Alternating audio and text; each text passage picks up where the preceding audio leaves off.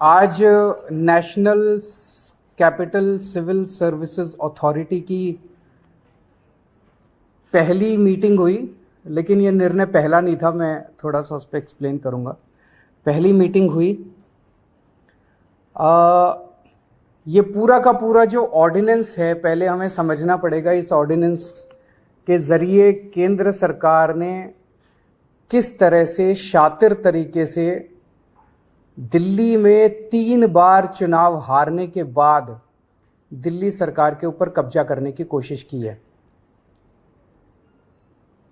उन्होंने कई ऐसे प्रोविजंस इसके अंदर लिखे हैं, अध्यादेश के अंदर, जिसके जरिए मंत्री और मुख्यमंत्री, जो चुनी हुई सरकार है, जो चुनी हुई कैबिनेट है, उसके ऊपर हर जगह इन्होंने एक अफसर को बिठा दिया। अब डिपार्टमेंट्स में मंत्री की नहीं चलेगी, अफसर की चलेगी। अफसर को मंत्री का बॉस बना दिया। कैबिनेट के अंदर कैबिनेट की नहीं चलेगी, चीफ सेक्रेटरी की और एलजी की चलेगी। उसके ऊपर उन्होंने चीफ सेक्रेटरी को बिठा दिया। एक ये कहने को एक अथॉरिटी बना दी। अथॉरिटी के अंदर 2 अफसर केंद्र सरकार के होंगे और एक मुख्यमंत्री होगा। तो इसके अंदर मुख्यमंत्री के ऊपर 2 अफसरों को बिठा दिया। तो हर जगह इन्होंने अफसरशाही को सारा कंट्रोल दे दिया और अफसरशाही केंद्र सरकार कंट्रोल करेगी। अफसरों के ऊपर केंद्र सरकार का कंट्रोल होगा, सर्विसेज के जरिए और विजिलेंस के जरिए। तो एक तरह से केंद्र सरकार दिल्ली सरकार को अफसरों के जरिए चलाना चाहती है।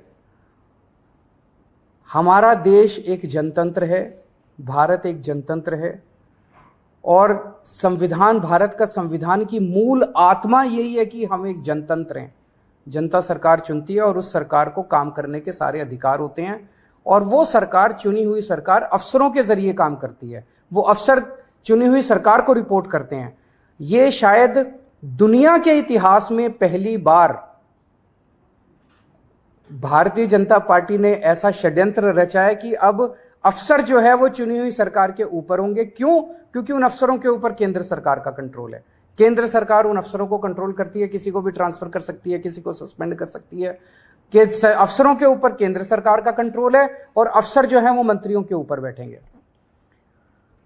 तो जैसे किसी भी डिपार्टमेंट में मंत्री जो है वो अगर कोई आदेश देगा तो अफसर डिसाइड करेगा कि आदेश सही है कि गलत है।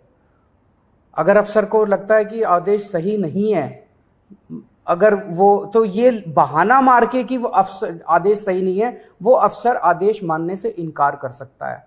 सरकार कैसे चलेगी ऐसे? हम मान लो कहते हैं कि 2 स्कूल बनाने, अफसर कहते हैं नहीं, इस दिल्ली में स्कूलों की जरूरत नहीं है।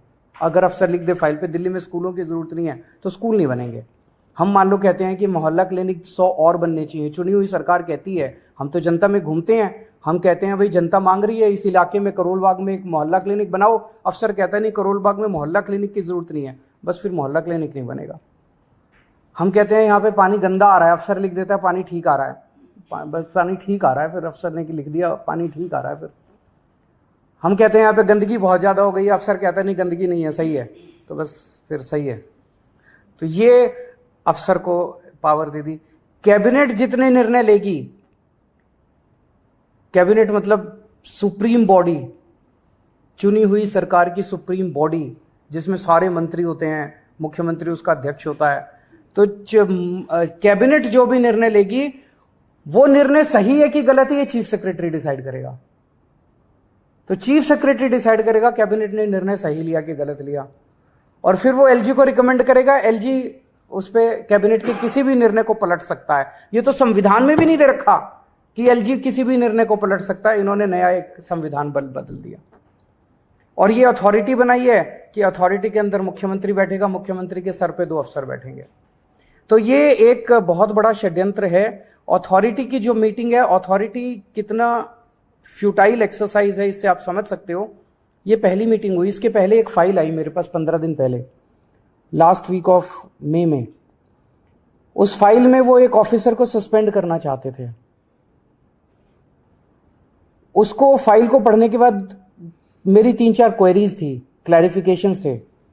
तो मैंने फाइल पे लिखा कि ये 3-4 मेरे क्लैरिफिकेशंस हैं, और इनका जवाब दिया जाए। उसके बाद मैं बताऊंगा कि मीटिंग किस दिन होगी, कितने बजे होगी और कहां होगी। वो 3 या 4 क्लैरिफिकेशंस क्वेश्चंस मैंने लिख के फाइल पे भेजे, वो फाइल मेरे पास फिर वापस नहीं आई, वो फाइल सीधे एलजी के पास चली गई और उस फाइल पे लिखा गया कि अथॉरिटी के 3 मेंबर में से 2 मेंबर्स की सहमति हो गई है, 1 मेंबर की सहमति नहीं है, इसीलिए इसको अप्रूव कर। तो वो तो हमेशा ही उन दोनों की सहमति है, वो तो दोनों केंद्र सरकार के ऑफिसर्स हैं और मैं ही उसमें अकेला हूं। तो मतलब मैं अगर कोई उस मीटिंग के अंदर क्वेरी भी करता हूं, क्लैरिफिकेशन भी मांगता हूं, तो मेरी क्लैरिफिकेशन के जवाब भी देने की जरूरत नहीं है। तो वो एलजी साहब के पास उन्होंने फाइल भेजी, एलजी साहब ने लिख दिया कि ऑफिसर को सस्पेंड कर दिया जाए, ऑफिसर को सस्पेंड कर दिया गया। मेरे पास ना ऊपर जाते टाइम फाइल आई, ना नीचे जाते टाइम फाइल आई। मेरे पास तो जब फाइल आई मैंने उस पर क्वेरी रेज की और क्वेरी के बिना जवाब दिए उन्होंने एलजी से अप्रूवल। फिर अथॉरिटी की जरूरत क्या यार? तो ये दिखाता है, ये सारी चीजें हम सुप्रीम कोर्ट लेके जाएंगे और हमें पूरी उम्मीद है, सुप्रीम कोर्ट से भी उम्मीद है और सारी पार्टियों से भी उम्मीद है कि अगर सुप्रीम कोर्ट में भी मिलेगी, राहत मिलेगी, और अगर राज्यसभा में, संसद में बिल आता है तो उसको जीतने नहीं देंगे। स्वागत है आपका हमारी S24 न्यूज में। आप देख रहे हैं S24 न्यूज, आपके शहर की सच्ची और सटीक खबरें। आप बने रहिए हमारी S24 न्यूज की टीम के साथ, निष्पक्ष और निडर। नमस्कार, जय हिंद।